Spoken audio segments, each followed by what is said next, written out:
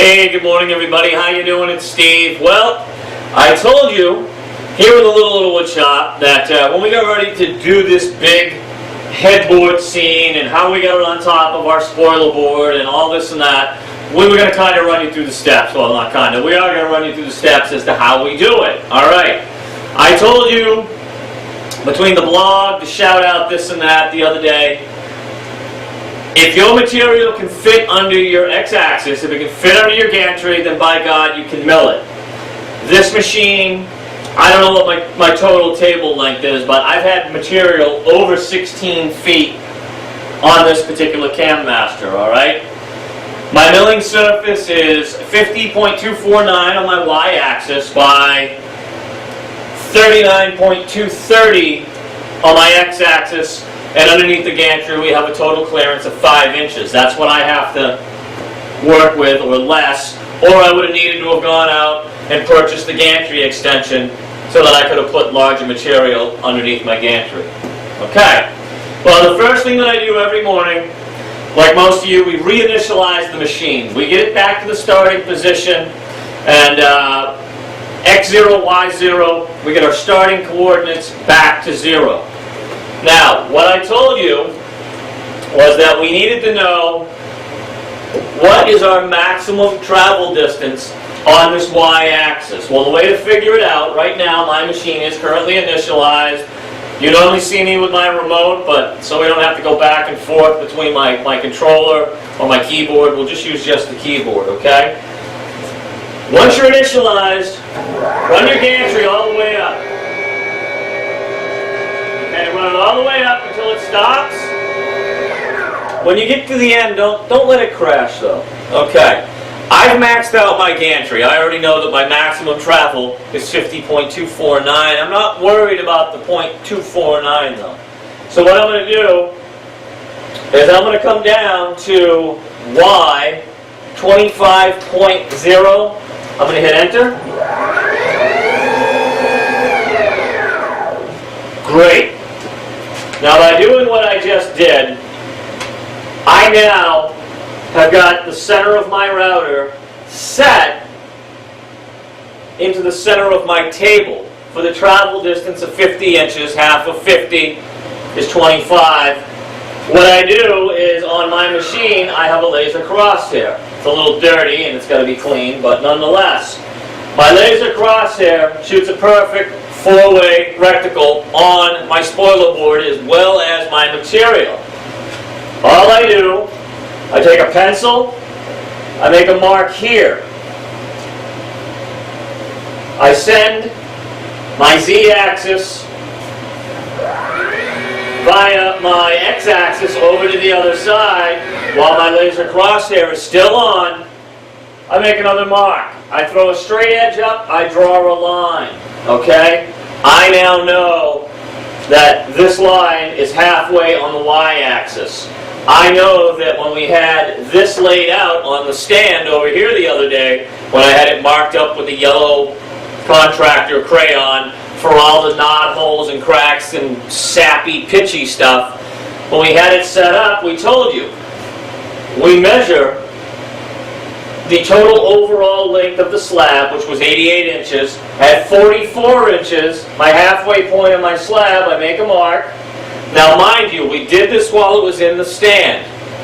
I told you I eyeballed how level it was. I must have done a pretty good job because as we took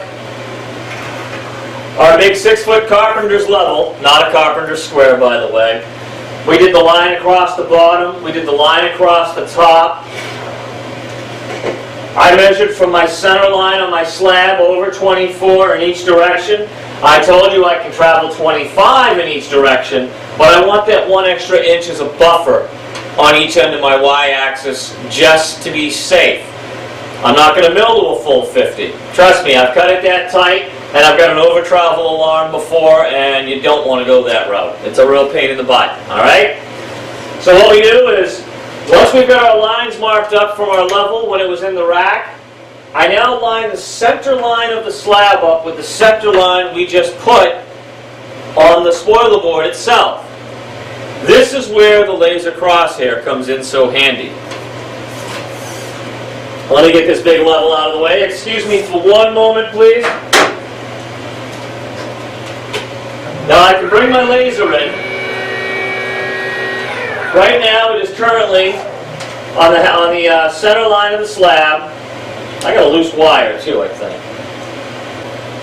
What I'll also do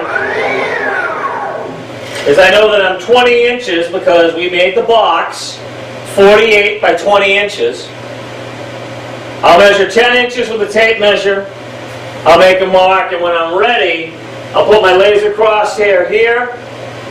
On my Win CNC controller, I will click on laser X0, Y0 because this laser is calibrated to the center of this spindle head. And it will then put my bit dead center where I want it. Now some of you are going right now, Steve, we don't have a laser. Okay, a buddy of mine taught me this little trick. This is one of these little laser pointers. I think you can see it. You can get these at the buck store. You normally drive your cat crazy with them. Well, my buddy had a good idea. He's like, Steve, you don't want to try to calibrate one of these like you would the factory installed one, but he goes, make a little housing for it.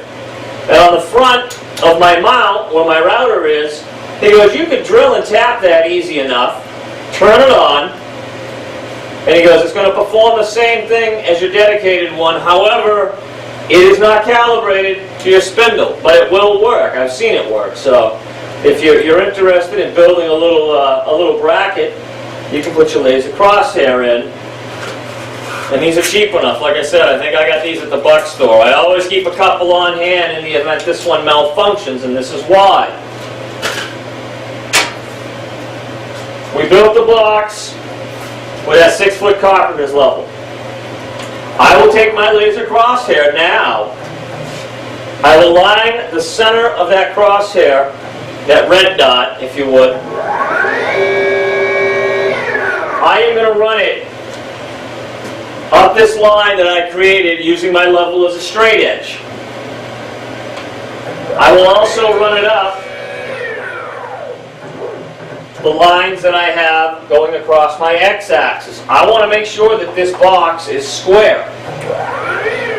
And then I'll do the same thing on the back side. I'll make sure that my line that we did in the stand going across the top is level just by using my laser crosshair. Now I already know for a fact that this is all where it needs to be.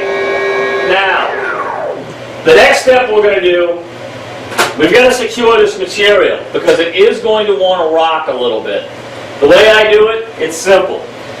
These are old rubber shims. I used to be a commercial glazer back in the day, storefront windows, things like that. Buddy of mine, we had a bunch of these. I grabbed them.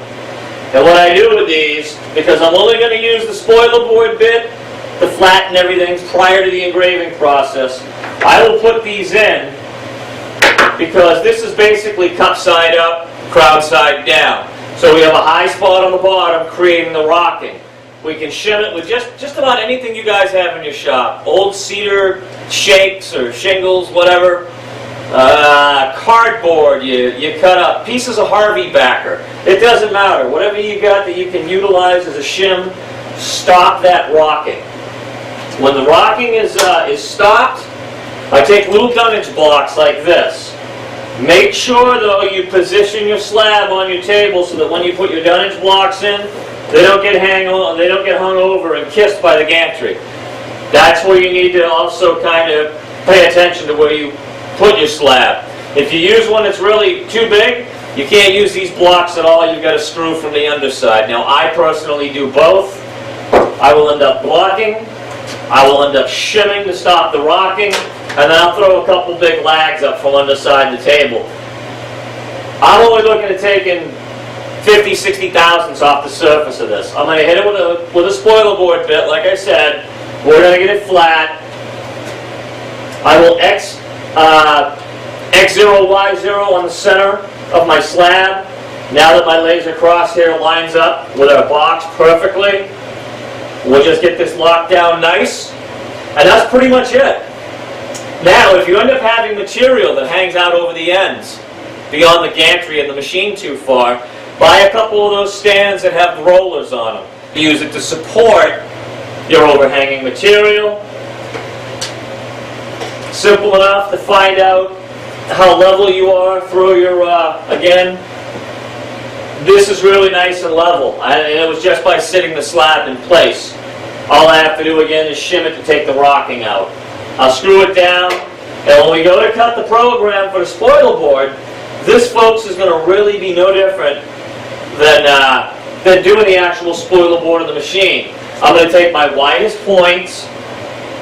I know that I'm 48 inches long, and my widest point is how big the box is going to be. So even if I'm 23 up here, I may only be 17 here. Yeah, the bit's going to float in free space at some point. It is what it is. But make sure everything's secured. Pay close attention. Do not walk away with these big slabs, guys, please. Even this router is strong enough. I've ripped one of these off the table before. I was nearby to hit my E-stop real quick. Don't abandon these, okay? These are big pieces of material. I don't want to see you get hurt, okay? As always, folks, I hope this helped. This is just one way, again, of doing something. I'm not saying that this is the gospel, but this is one way of getting around limitations. Again, if it fits under your gantry, you can mill it. This is proof right here, okay? All right, everybody. Be safe, have fun, and we'll see you Sunday for the Sunday evening blog. All right? All right, everybody. Bye-bye.